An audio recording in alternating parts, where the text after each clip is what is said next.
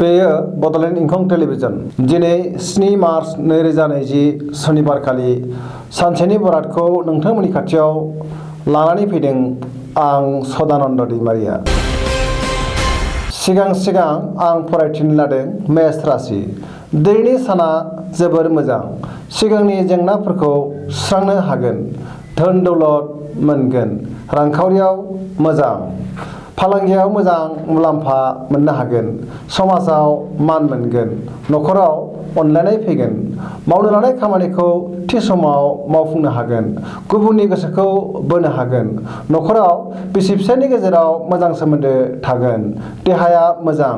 गुबुनजों दान्थे-बिदान्थेयाव बाहागो दाला। बहाबा दावबायहैनो खाबु मोनगोन। वृष राशि। दिनैनि साना जोबोर मोजां। गोसोनि साननाया जाफुंगोन। न'खराव अनलायनाय फैगोन। रांखावरिनि आंखाल जानाय नङा। फालांगियाव मोजां मुलाम्फा मोनगोन। समाजाव मान मोनगोन। गुबुननि हेफाजाब मोनगोन। बहानिफ्रायबा मोजां खौरां फैगोन। देहाया मोजाङै थागोन। बहाबा दावबायहैनो हागोन। गोसोखौ गोजोननाय मोनगोन। मिथुन राशि। दिनैनि साना जोबोर मोजां। गोसोखौ गोजोननाय मोनगोन। साननाया जाफुंगोन। न'खराव खुसि फैगोन। रांखावरियाव जोबोर मोजां। फालांगियावबो मोजां मुलाम्फा मोननो हागोन। समाजाव मान मोनगोन। गुबुननि गोसोखौ बोनो हागोन। बिसि-फिसायनि गेजेराव अनलायनाय फैगोन। लोगोफोरजों मोजां सोमोन्दो लाखिनो हागोन। गोसोनि बोलोआ बांगोन। फरायसाफोरनि थाखाय दिनै जोबोर मोजां। देहाया बारा मोजां थानाय नङा। कर्कट राशि। दिनैनि साना जोबोर मोजां। न'खराव बिदा-फंबायनि गेजेराव अनलायनाय फैगोन। समाजाव मान मोनगोन। रांखावरियाव मोजां। फालांगियावबो मोजां। गोसोनि साननाया जाफुंगोन। मावनो लानाय खामानिखौ थि समाव मावफुंनो हागोन। बहानिफ्रायबा मोजां खौरां फैगोन। बिसि-फिसायनि गेजेराव मोजां सोमोन्दो थागोन। गुबुनजों अनजागोन। गुबुना नोंखौ बाख्नायगोन। देहाया मोजाङै थागोन। बहाबा दावबायहैनो खाबु मोनगोन। सिंह राशि। दिनैनि साना जोबोर मोजां। लोगोफोरनिफ्राय हेफाजाब मोनगोन। रंजा खुसिजों बाबेनलांगोन। गोसोनि साननाया जाफुंगोन। बहानिफ्रायबा मोजां खौरां फैगोन। फालांगियाव मोजां। न'खराव अनलायनाय फैगोन। देहाया मोजाङै थागोन। न'खराव सोरबा आलासि फैगोन। कन्या राशि। दिनैनि साना जोबोर मोजां। समाजाव मान मोनगोन। गोसोनि बोलोआ बांगोन। गोसोखौ गोजोननाय मोनगोन। साननाया जाफुंगोन। रांखावरियाव आंखाल जानाय नङा। आयआ बांगोन। मोननो गोनां धोनखौ मोननो हागोन। फालांगियाव मोजां मुलाम्फा मोनगोन। देहाया मोजाङै थागोन। न'खराव अनलायनाय फैगोन। मावनो लानाय खामानिखौ थि समाव मावफुंनो हागोन। सेंग्रा-सिख्लाफोरनि थाखाय दिनैनि साना जोबोर मोजां। गावबा गावनि गोसोनि साननायखौ फोरमायलायनो हागोन। बहाबा दावबायहैनो खाबु मोनगोन। तुला राशि।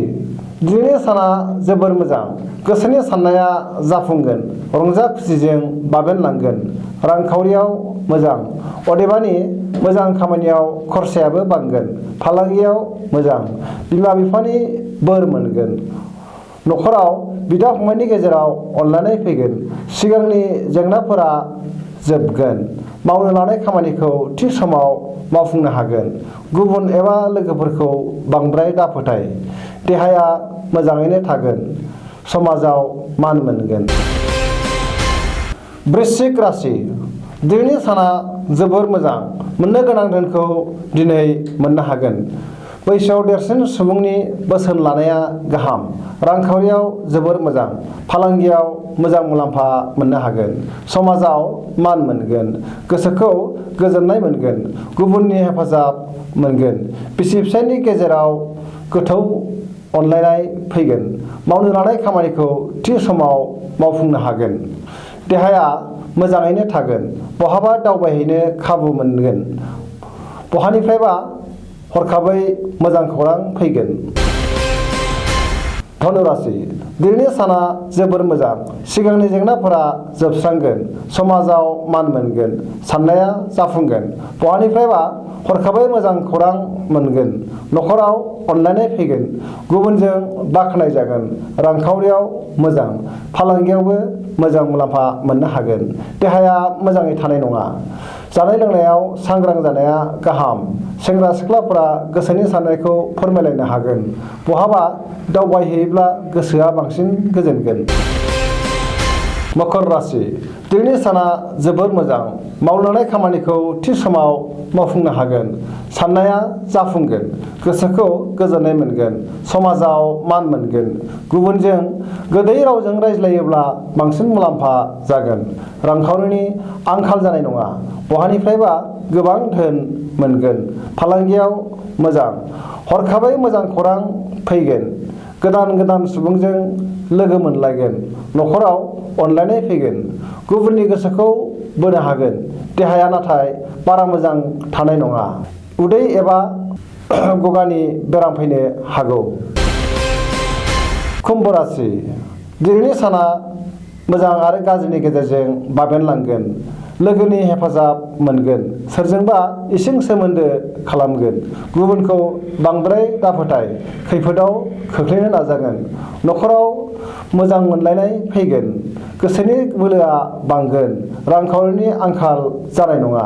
फालांगियाव मोजां।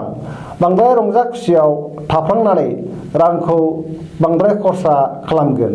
देहाया मोजाङै थानाय नङा। जानाय लोंनायाव सांग्रां जानाया गाहाम। मीन राशि दिनैनि साना जोबोर मोजां। बिमा बिफानि बोर मोनगोन।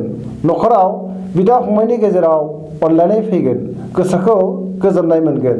समाजाव मान मोनगोन। लोगोफोरनि हेफाजाब मोनगोन। गोसोनि साननाया जाफुंगोन। मावनो लानाय खामानिखौ थि समाव मावफुंनो हागोन। गुबुननि गोसोखौ बोनो हागोन। अदेबानि बिसि फिसायनि गेजेराव एना एनि फैनो हागौ। देहाया मोजाङैनो थागोन। रांखावरियाव आंखाल जानाय नङा। फालांगियाव जोबोर मोजां मुलाम्फा मोननो हागोन। दिनैनि राशि फरायथिनाया एसेनोसै। जोबनायाव आं बेखौनो नोंथांमोननि खाथियाव खावलायनो लुबैयो, जाहाथे नोंथांमोना सानफ्रोमबो फुङाव जोंनि बे बड'लेण्ड इंखं टेलिभिजनखौ नायबाय थायो आरो साबस्क्राइब खालामो। लोगोसे गावबा गावनि बरादखौ मोनथिनानै लानो हायो। एसेनोसै, गोजोन्थों।